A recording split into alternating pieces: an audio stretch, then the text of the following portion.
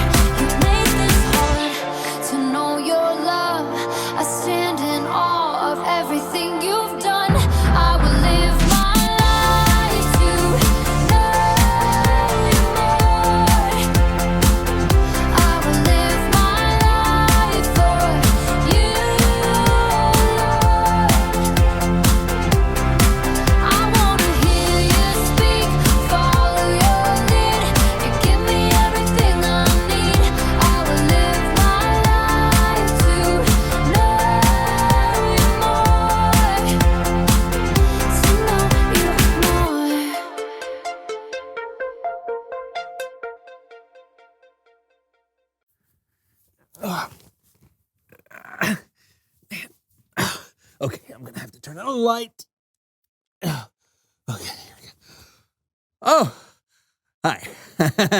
Hey there. I'm really digging deep this week. As you can tell, I'm inside of a tunnel. And unfortunately, I think I'm stuck. Wow, this is really tight.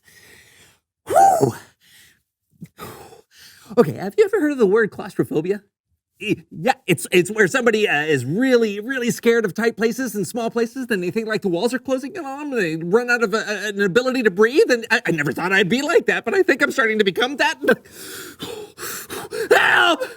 Help! Somebody please! Come help me! I've dug too deep and I can't get up! John? Is that an angel? No, John, it's me. What are you doing in there? I'm stuck. I've dug deep and I can't get up. Help! Oh, man. I can't dig out!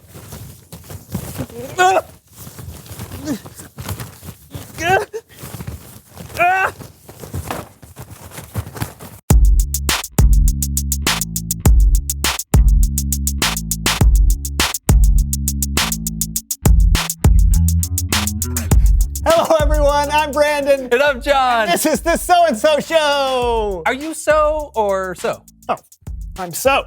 Ah, good. That makes things way more clear. How did we come up with the show's name in the first place? I don't know. It's probably just something that I came up with. Oh, yeah. Wait, why would it be something you came up with?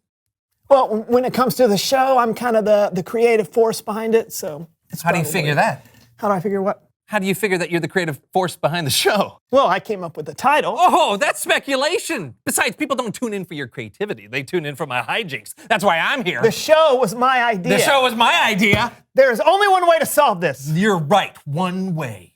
Splitting the studio down the middle like a late 80s sitcom. That was my idea. Stop copying me. Ah! I'll get the tape. And I'll fast forward in time. Star Wipe. Hello, everyone, and welcome to The Brandon Show. I am your host, the inimitable Brandon. Today, we are diving deep into the recesses of our minds. Cannonball! Woo! Come on! John, do not do this. Why not? It's time for some hijinks. Besides, you have no control over my show. Because my show is called John Show is better than Brandon's show. Woo! Here we go. Ooh. Actually, look. What am I looking at? The camera is on my side of the room. No. The camera is off limits. Neither one of us can have a show without You should have the thought camera. about that before you agreed to this contrived comedic situation. This was all part of my plan because wisdom is a John thing. All right, fine. Okay, you've got the cameras, but all the sound equipment is on my side. Who needs sound equipment? You're still showing him. No.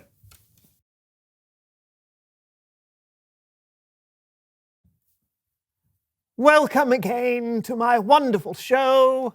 And an example of verbal dexterity not seen since my sophomore year in high school, I shall sing the Major General song from Pirates of Penzance. I am the very model of a modern Major General. I've information, vegetable, animal, and mineral. I know the kings of England, and I quote the fights historical from Marathon to Waterloo and orders categorical. It's been a long time since I've done this, so I only remember the first 4 lines. You won't have a problem hearing those 5 or 6 times, right? So here we go. I am the very model of the modern... This isn't working, is it? We need to think of something else. Maybe we can go to Bible time.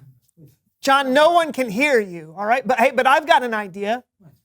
We should go to Bible story time with Kellen.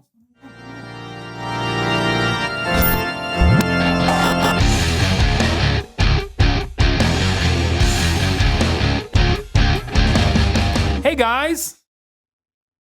Guy. Question. Why is there only one of you? I am also here. Oh, let me guess. The thing where you put a line of tape in the middle of the room and split everything 50-50, and things aren't going the way you planned? How did you know? Let's just say I've watched a TV show or two in my time.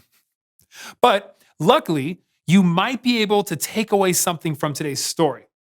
We're talking about a wise ruler and one of the hardest problems he ever untangled. And we're doing it with the help of our very own So-and-So Show players. Hooray! Okay, the star of our story today is King Solomon. Now, Solomon was the son of David, who was a very important king. Solomon had a front row seat to his father's reign and picked up a tip or two on what it meant to be a good king. Tip number 1, always give away the full-size candy bars at Halloween. It's worth the extra price. But Solomon didn't just get insight from watching his father. One night, God appeared to Solomon in a dream. Now, in the dream, the Lord said to Solomon, "Ask for anything you want me to give you." Anything? Solomon thought about what he would need to be a good ruler. Lord, you've made me king, but I'm still very young. Give me a heart that understands. That way I can rule over your people. I can tell the difference between what is right and what is wrong. What an incredible thing to ask for. Solomon could have asked for riches or power. He could have asked to be a foot taller or to live for 1,000 years. But instead, he asked for wisdom. The Lord was so pleased with Solomon's request, he promised to give him wisdom. And not only that, God told Solomon, "I will give you what you have not asked for. I will give you wealth and honor. As long as you live, no other king will be as great as you are." Wow, this is great. Somebody pinch me, I must be dreaming. Ah! Solomon realized he had been dreaming, but it was much more than a dream. His wisdom was quickly put to the test. He was approached by two women. My king! My king! My king! My king! Hey, my king! This woman and I live in the same house, and she is insisting that this is hers. It is mine. It looks just like me. What does that? Yes, it does. Go by! Hey! What are we arguing about? An X-Station Playbox 10! What? Pause for 1 second. Okay, so in the Bible, the two women are arguing over which one of them was the mother of a newborn baby, not a video game console. But the story gets kind of intense, which isn't necessarily the tone of the So-and-So Show players. So An X-Station Playbox 10. Solomon was in a jam. How could he possibly know who the baby belonged to? The stakes were sky high. So Solomon took a pretty wild shot. Bring me a sword. What are you doing? I'm going to cut the X-Station Playbox 10 in half. It's the only fair way to settle this. That way, you both have half. Sounds good to me. Half is better than none. Wait! If you cut it in half, it won't work. I know, but I don't know what you want me to do. Your Majesty, wait. Give her the X-Station Playbox 10. If you cut it in half, it'll be destroyed and no one will get to enjoy the mix of next-gen graphics and high ultra processing power. She will have stolen it from me. But I care more about the X-Station Playbox 10's happiness than I do mine. Right. It belongs to her. Oh, thank you.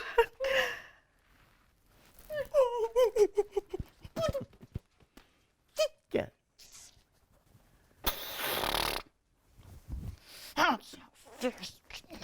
No. I did right by that baby. Yep. X Station Playbox 10. What's next? The end. Let's give a big round of applause for the So-and-So Show players.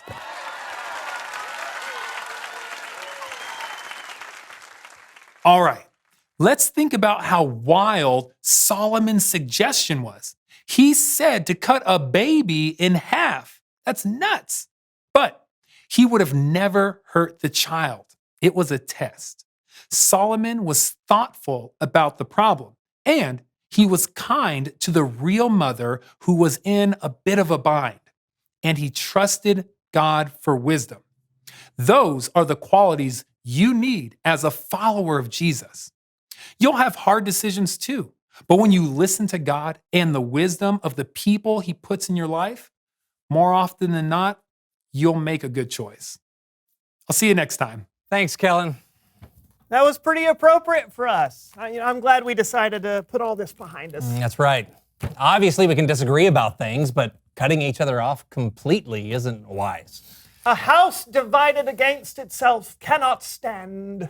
Did you just come up with that yourself? No, Jonathan, that was from my freshman production of... Reveal the question! Today's question is, why do you need wisdom?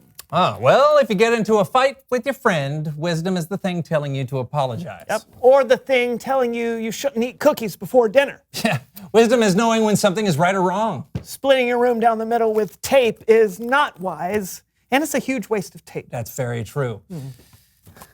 Wisdom, it's a John thing. Also a Brandon thing. And hopefully a you thing. Until next time, I'm Brandon. And I'm John. This was the So-and-So Show. Have a great day. You have a great day. Tape ball. Oh, I was hoping it would stick. Woohoo! It's me, John, everybody. Welcome to the John Show is Better Than Brandon Show. Hey, you want to see a magic trick? Watch what I pull out of my sleeve. It's my sweat.